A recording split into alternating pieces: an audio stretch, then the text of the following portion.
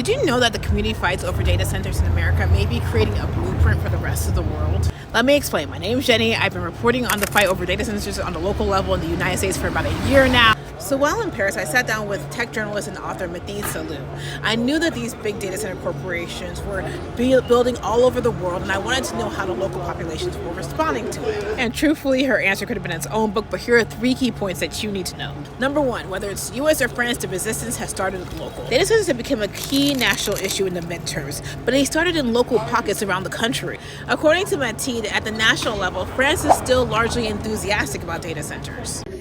There are some fights coming up, but it's really from the local area up to the national level, because at the national level the debate is still a bit slow to explode. She says France may be a little behind in the U.S. political cycle, since whether good or bad, the U.S. has a huge influence over world politics. Number 2, the details are changing, but the power question doesn't. In America, the fight is over electricity prices, environmental costs, the power of tech billionaires. Mathilde says France has plenty of electricity through nuclear power, but local resistance shows up when people talk about pollution and land use. Basically, the question everyone's asking is who benefits and who is expected to absorb the cost. Number 3, people aren't only watching America because of technology.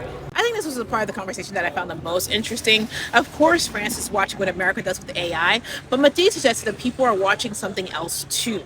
Basically, what happens when ordinary Americans push back?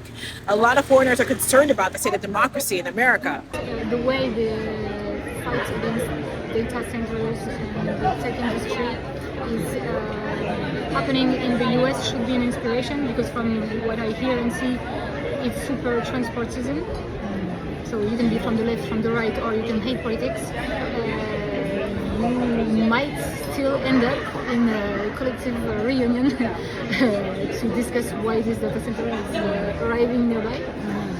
And I think that's super helpful, because what we lack, and oftentimes because of the way social networks work, because of the way the tech industry has separated us from each other, those collective movements are ways of fighting back by making human connections live and IRL again. They want to know how much influence regular people actually have.